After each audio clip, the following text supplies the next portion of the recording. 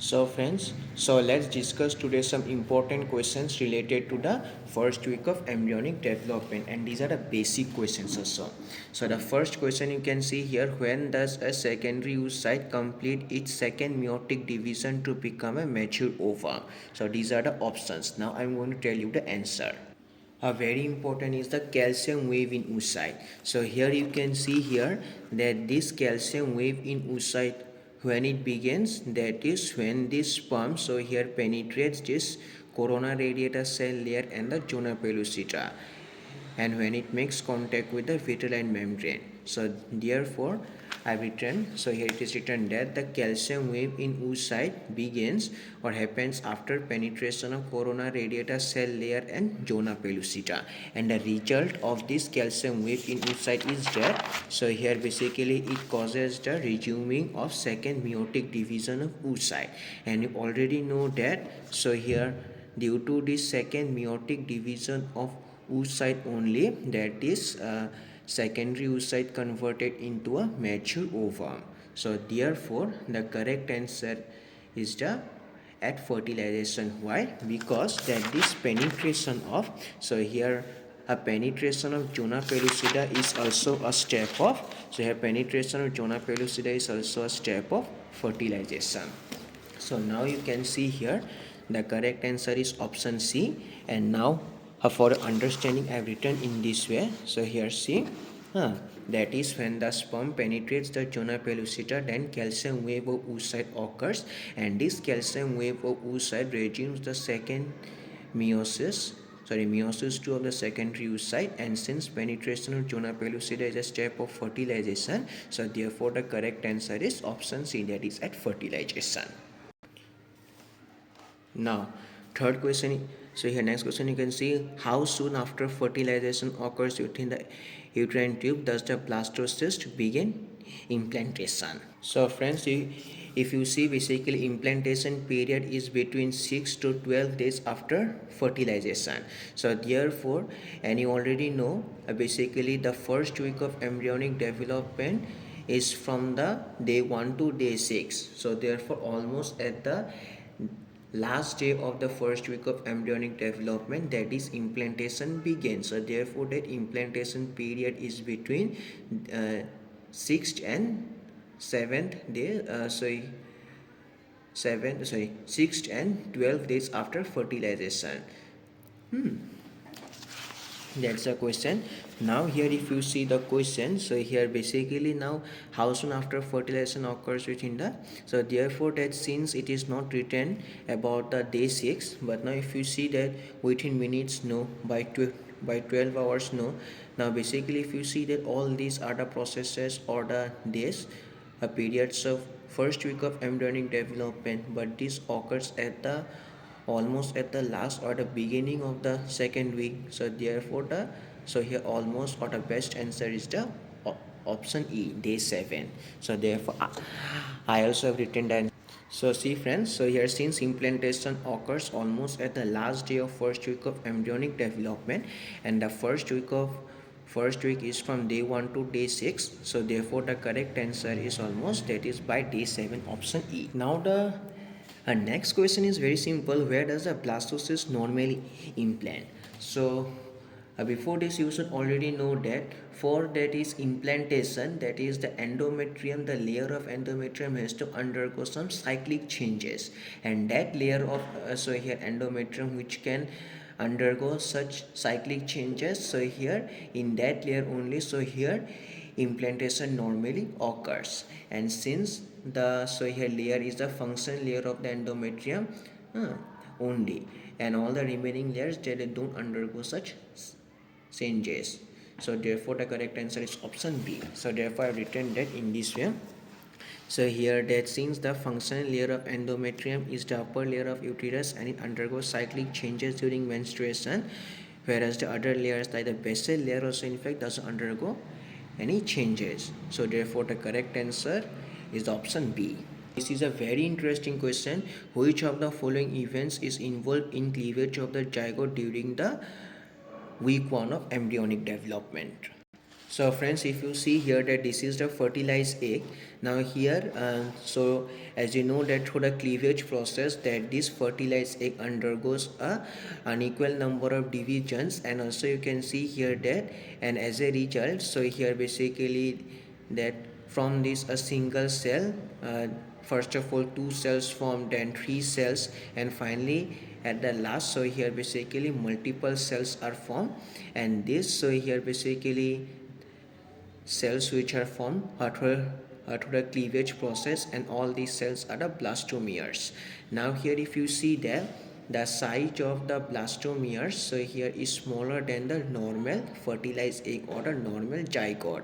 So therefore you can mention that through the process of cleavage, so here blastomeres are formed, and these blastomeres they have smaller size, so therefore so here cleavage process creates blastomeres having size smaller than the fertilized egg or the zygote. So therefore I've written that since through the cleavage process the zygote fertilized egg undergoes unequal divisions to produce numerous cells called blastomeres, and since the size of blastomere smaller than the zygote, so therefore I can say that cleavage involved in the event decrease. So here because the size is less in size of blastomeres, and blastomeres what basically all the cells which are produced by the unequal division of the zygote. So therefore the correct answer is option E. Now here also if you want to see, so here this is the correct answer. So here basically that a decrease in size of blastomeres. If you want to see basically option D not, an increase in size of blastomeres no, a series of meiotic divisions forming blastomeres it is also not, because it is not a meiotic divisions. So that's all. Yes, production of highly differentiated blastomeres no. So here if you see that, so here from the cell stage 1 to cell stage 8, all the cells they have similar structures, but for the formation morula that is cells are got differentiated but not through the cleavage process. Now the next question if you see that, so here basically which of the following structures must degenerate for blastocyst implantation to occur. So therefore that first of all that you should know that the complete implantation occurs when this blastocyst, the whole portion of blastocyst is within the endometrial stroma. Now it is one of the processes of implantation. There are many processes of of implantation occurring before this process. Now, one of the process is the hatching of blastocyst, basically disappearing of hatching of blastocyst, where basically zona pellucida disappears, or a disappearing of zona pellucida, degeneration of zona pellucida. Second is a decidual reaction, and the next is the penetration of blastocyst through uterine epithelium, and then finally due to this penetration of blastocyst through uterine epithelium, the whole portion of blastocyst so here comes or enters with inside the endometrial stroma. So therefore that is the disappearing of zona pellucida is very essential for a complete implantation to occur. So therefore that I written that answer in this manner, that since the implantation completes only when the whole portion of blastocyst enters in the endometrial stroma, and before the complete entry of blastocyst in the endometrial stroma the zona pellucida removed. So therefore the appropriate answer is option B. So therefore the option B is, so here basically zona pellucida. Now this question is very interesting. Which of the following is the origin of mitochondrial DNA of all human adult cells? Now I will tell you why the answer is this and how. So friends, you should know that before this sperm head fertilizes with the nucleus of this ovum, or a nucleus of this ovum, or the basically the ovum. Yes, so here till now it is at the secondary oocyte. So here not a, so here future nucleus of ovum, future, because so here as you know that as there is no penetration, so therefore it is still the secondary oocyte. Okay, but nevertheless, so here that is before the head of sperm. So here that is futures with the future nucleus of ovum, that it has to penetrate this three fertilization barriers. What are the three fertilization barriers? The first one is the corona radiata cell, second is the zona pellucida, and third is the perivitelline membrane. And all this penetration occurs through the acrosomal reaction. Now, as you can see here, that is after the penetration only the sperm head enters inside this uh, secondary oocyte, that is nucleus, and all the components, tail, mitochondria are destroyed. So therefore, and you already know that is the sperm comes from the father, and here and in the mitochondria only of sperm, that is the paternal mitochondria present, paternal DNA present, and it was destroyed. So therefore, um, mitochondrial component or a DNA component is mostly from the mother. So therefore, mitochondrial DNA is from maternal in origin. So therefore that I've written that during the penetration of fertilization barriers through the acrosomal reaction, only the sperm head survives. Rest all the components of the sperm like mitochondria till destroyed, and sperm from father and egg from mother. So therefore mitochondrial DNA of a zygote obtained from mother's DNA mitochondria. So therefore the correct answer is, so here basically the origin of the mitochondrial DNA of all human adult is only maternal type, not paternal, because the mitochondria of the sperm destroyed during the fertilization. So here also I have seen that answer is maternal only. So now, so friends, that you see here that this is a zygote. So here cleavage process is going on. Now here that this is the 4-cell stage. So as I mentioned that this D is the 4-cell stage, and here you can see here that at the 4-cell stage all the cells, they are similar to each other. Now if we culture each cell, and then if we make that is a baby or that is a fetus from this cell, each of these cell, then all the babies will have same genetic components. Why? Because the cells from which they are originated, they are of same or they are of similar to each other. So therefore that I have written that uh, since at 4-cell stage all the blastomere cells produced are similar to one another, so therefore if each blastomere cell made to produce baby, then all the 4 babies will have same genetic components. So therefore the answer is option C. You can see here that, so here birth of 4 genetically identical babies.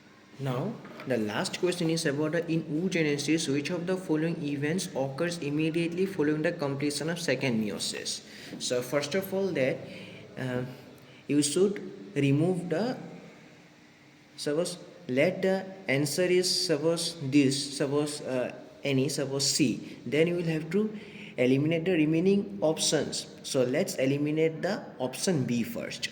So as you know that this calcium wave of oocyte occurs after the penetration of corona radiata and zona pellucida. Now, and then this calcium wave of oocyte, so here causes the completion of second meiosis. So that means that this step occurs before the completion of second meiosis. So therefore option B is eliminated. Now, so therefore, as you know that this completion of cleavage, appearance of blastocyst, regeneration of zona pellucida, all these steps occur after fertilization.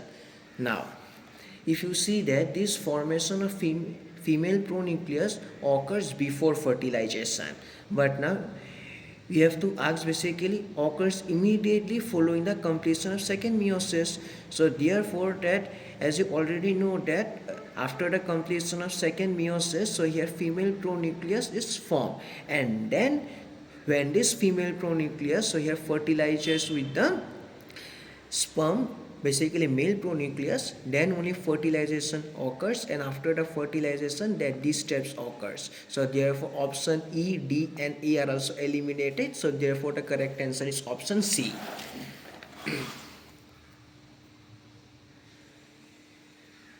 See, so therefore I have written that since the meiosis II completed after the penetration of corona radiata now and completion of cleavage, blastocyst formation and degeneration of zona pellucida occur after fertilization and the female pronucleus formation occurs before fertilization. So therefore the correct answer is option C, because this occurs immediately after the completion of second meiosis.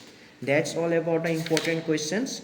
Basically all these questions that I have discussed, these are important as well as basic concepts for main, maintaining or gaining other knowledge in future also.